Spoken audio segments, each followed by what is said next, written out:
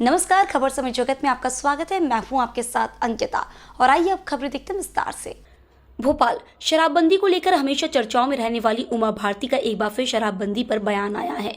उन्होंने कहा कि मैंने कभी नहीं कहा कि पूर्ण शराबबंदी की समर्थक हूं, लेकिन सरकारों की कमाई का जरिया कभी भी शराब नहीं होना चाहिए। उमा ने कहा कि केंद्र सरकार इस पर कोई कानून नहीं बना सकती क्योंकि यह राज्य का विषय है, इसलिए राजनीतिक दलों को कानून बनाना चाहिए, एक शराब नीति बनानी चाहिए और मध्य प्रदेश मॉडल राज्य बने। उन्होंने कहा कि मध्य प्रदेश की महिलाओं के सम्मान और मध्य प्रदेश के नौजवानों के भविष्य को ध्यान में रखकर मुख्यमंत्री ने वर्तमान शराब नीति में संभव सुधार और आगामी नई नीति में सभी से परामर्श लेकर बनाने की बात कही है। इसके लिए मैं मुख्यमंत्री का अभिनंदन करती हूँ। पूर्व मुख्यमंत्री ने कांग्रेस की भारत जोड़ो यात्रा को लेकर कहा कि राहुल गांधी थोड़ा पैदल चल लेते तो कांग्रेस का भला हो जाता, अब भाजपा का मुकाबला करना मुश्किल है। आज की बीजेपी अभेद्य है, इसे 24-25 साल तक कोई हिला नहीं सकता। आज बहुत बहुत शुभकामनाएं।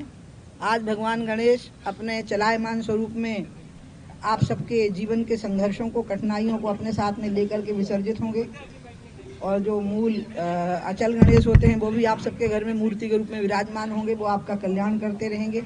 आज अनंत चतुर्दशी है, आज के दिन अनंत बांधा जाता है और मैं भगवान से प्रार्थना करती हूँ कि अनंत खुशियाँ आज अनंत चतुर्दशी को आप सभी लोगों को प्राप्त हों।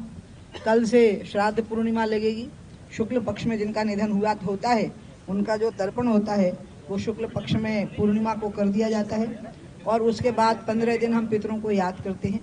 ये हमारे ही देश की खूबी है कि हम अपने जो लोग चले गए उनको भी हम 15 दिन के लिए याद करते हैं, उनको अपने वर्ष के 15 दिन समर्पित करते हैं, उनके भूख और प्यास की चिंता करते हैं और इस बहाने से हम पशु पक्षियों की भी सेवा करते हैं, प्रकृति और पर्यावरण की भी हम सेवा करते हैं। तो इसलिए ये बहुत अच्छे दिन पे आज हम और आप बैठे हुए हैं। मैं आपसे बात कहना चाहती थी कि जो बात चली थी 2 अक्टूबर को हमारे महिलाओं के यहाँ उपस्थिति के बारे में, और इसके साथ ही साथ जो बात मैंने कही थी कि वर्तमान की जो शराब नीति है वो जनहितकारी नहीं है, महिलाओं के अंदर उसके कारण असुरक्षा का बोध उत्पन्न हो रहा है और नौजवानों का भविष्य खराब हो रहा है। और इस पर मेरी आज मैं खोले देती हूँ, उनके नाम नहीं खोल पाऊंगी दिल्ली के और बाकी लोगों के, लेकिन शिवराज जी से खूब लंबी वार्ता होती रही लगातार और अंत में शिवराज जी ने ही, मैंने कहा कि आप ही इस बारे में बयान दें। इसलिए आपको स्मरण होगा उन्होंने AIANI को सिंगल बयान दिया और जिसमें उन्होंने स्पष्ट किया कि वर्तमान में जितना संभव हो सकेगा वो सुधार कर लेंगे और आगामी वर्ष की शराब नीति में हमारे सभी प्रस्तावों को, परामर्शों को वो शामिल करने का प्रयास करेंगे। लेकिन मुझे क्या लगा जब मैं इसमें आई शराब के विरोध में, तो मुझे लगा कि ये देश की ही व्यापक समस्या है और चूंकि ये विषय राज्य का है इसलिए इस पर केंद्र कोई नीति नहीं बना सकता है सरकार, लेकिन पार्टियां नीति बना सकती हैं।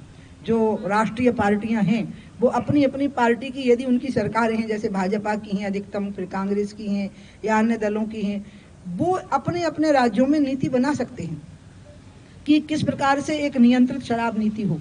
मैं पूर्णतया शराबबंदी के लिए कही नहीं कभी, क्योंकि जब मैंने ही नहीं की तो मैं दूसरे को कैसे कह सकती हूँ। लेकिन मैंने शराब पे कंट्रोल कर लिया था पूरी तरह से। उस समय शराब की समस्या थी माफिया और राजस्व की वसूली बहुत कम थी शराब से।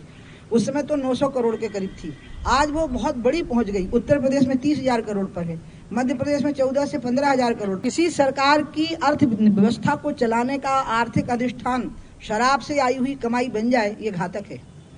इसके अंदर बहुत बड़ी चेतावनी छिपी हुई है और इसलिए हमें राजस्व के अन्य विकल्प ढूंढने चाहिए। शराब को हमें आधार बनाने नहीं चाहिए। हाँ, ये जरूर हमारा प्रयास होना चाहिए कि अवैध बिक्री रुके, जहरीली शराब ना हो। तो इस पर तो हमें लॉ एंड ऑर्डर को कंट्रोल करना है। जिन थानों में बिक्री हो रही उन दरोगाओं को सस्पेंड कर दीजिए, नए लड़के वहाँ पोस्ट करिए जो उत्साह से भरे हुए होते हैं जहाँ जहाँ, क्योंकि सब ये बॉर्डरिंग जो स्टेट है, मध्य प्रदेश सब तरफ से घिरा हुआ है, तो वहाँ वहाँ आप ऐसे अधिकारियों को पदस्थ करिए जो इस बारे में अपना कर्तव्य परायणता का पालन करें। लेकिन फिर भी मैं इसको मानती हूँ कि पूर्ण शराबबंदी नहीं हो सकती। मेरी दृष्टि में ये पूर्ण शराबबंदी होनी चाहिए। मैं ऐसा मानती हूँ, मैं शराब से नफरत करती हूँ और इसमें स्त्री पुरुष का भेद नहीं करती। कि लोगों ने कहा कि एक बार एक आंदोलन चला कर्नाटक में कि लड़कियां क्यों पीती, मैंने कहा नहीं, मैं लड़का और लड़की दोनों को पीने का निषेध करूंगी। इसमें कोई भेद नहीं हो सकता। लेकिन इसमें एक तो हो सकता है कि जो राजनीतिक दल हैं, क्योंकि केंद्र सरकार नीति नहीं बना सकती इसके बारे में, क्योंकि ये राज्य का विषय है, तो जो बड़ी पार्टियां हैं जो राज्यों में राज कर रही हैं, वो क्या कभी ये कहती हैं कि तुम हमें वोट दो हम तुम्हें शराब देंगे? ये तो नहीं कह रही हैं। वो तो कह रही है कि तुम हमें वोट दो हम तुम्हें रोजगार देंगे, रोटी देंगे। तो जब अभी भी हमारे यहाँ नगर पालिका नगर निगम के चुनाव हुए तो क्या हमने उसमें कहा कि तुम हमें वोट देना हम तुम्हें शराब देंगे? नहीं कहा है हमने, बल्कि हम चुप हो गए। तो इसलिए मेरा कहना यह है कि हम शराब से आए हुए राजस्व को अपनी अर्थनीति का मूल आधार न बनाएं और उसको एक शक्तिशाली आधार न बनाएं, बल्कि हम इसके लिए दुख माने कि हम जो है हमको लोगों को शराब पिलानी पड़ रही है। नशे में और शराब में यही अंतर है। नशा तो एक चोरी से चल रहा व्यापार है पूरे विश्व में, और इसमें वैश्विक स्तर पर भी कार्रवाई हो रही है। कई राज्यों ने तो फांसी के भी प्रावधान कर दिए हैं। उत्तर प्रदेश की सरकार ने भी बहुत कठोर प्रावधान कर दिए। लेकिन शराब सरकार की प्रणाली के द्वारा वितरित हो रही है, उस पर नियंत्रण करना तो सरकार का ही काम है।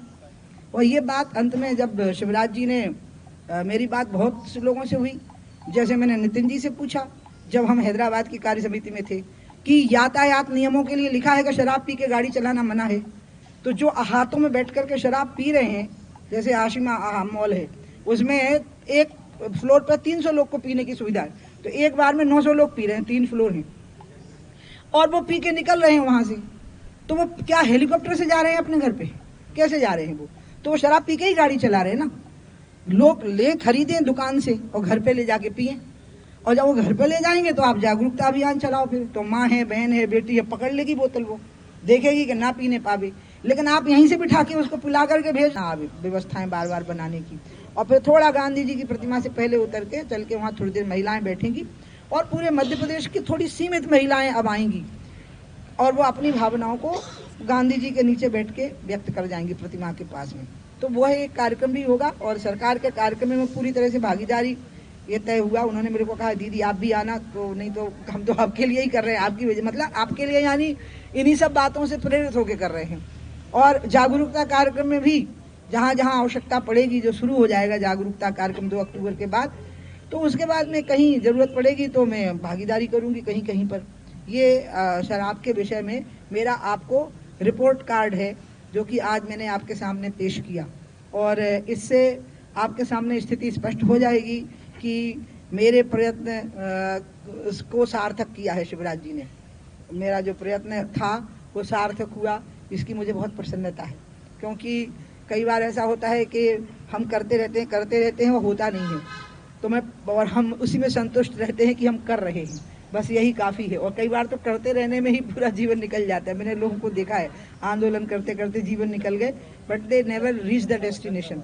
मेरे को आदत ये रही है कि अपन ने जो शुरू किया उसका एंड भी अपन को ही लाना है, चाहे वो राम मंदिर का मसला हो या वो गंगा जी का मसला हो। तो गंगा सागर पहुंच के ही मानी पाँव टूट गया, कोरोना आ गया, ओमिक्रॉन आ गया, 8 महीने की जगह पे 2.5 साल लग गए, लेकिन अंत में गंगा सागर पहुंच गई। और गंगा की जो प्लान की लेआउट की थी वो शुरू हो गई। बस थोड़ा जो सेटबैक है वो कोरोना का है, लेकिन गंगा पर सर्टिफिकेट आ गया पर्यावरणविदों का कि गंगा की पानी में चमत्कारी गुणवत्ता में सुधार हो गया। लोग तो कह रहे हैं कि कानपुर का पानी 1-2 साल में ही पीने लायक बनने वाला है, जबकि कानपुर को दुनिया का सबसे पोल्यूटेड स्ट्रेच माना गया था किसी भी नदी का। दुनिया की 10 सबसे गंदी नदियों में गंगा मानी गई थी, और इस नदी का सबसे पोल्यूटेड स्ट्रेच कानपुर का माना गया था। और वही स्ट्रेच अगर इस लायक हो जाने वाला है, क्योंकि हमने STP लगाए, हर तरह की सुधार की व्यवस्थाएं की, और सबसे बड़ी बात है गंगा में डॉल्फिन दिखने लगी जगह जगह। ये मैंने पार्लियामेंट में एक सवाल के जवाब में कहा भी था कि मैं किसी लैब में कभी नहीं पूछूंगी कि गंगा जल पीने लायक है कि नहीं, क्योंकि कोई भी ड्रिंकिंग वाटर जो बोतल में बंद मिल रहा है उसमें हर एक लैब कोई ना कोई गलती निकाल देगा, क्योंकि कुछ ना कुछ कमी होती ही है। तो गंगा का जो टेस्टिंग पॉइंट होगा वो लैब नहीं होगी, उसमें जो एक्वा लाइफ थी वो जब उसमें पैदा हो जाएगी और वो सरवाइव कर जाएगी तो हम मान जाएंगे। जैसे डॉल्फिन है, गोल्डफिश है, महाशिर है, और अन्य मछलियां, हिल्सा थी, वो खत्म हो गई, वो प्रजातियां, कछुए थे, वो फिर से हो जाएंगे तो हम मान लेंगे कि गंगा ठीक हो गई, वो जीवन शक्ति प्रदान करने लगी है। तो डॉल्फिन ने तो छलांग मार के ही मेरा स्वागत कर लिया अभी एक दिन। खबर समय जगत के लिए कैमरामैन शिवम कुशवाहा के साथ आदित्य सराठी की report. For latest news, subscribe to our channel and press the bell icon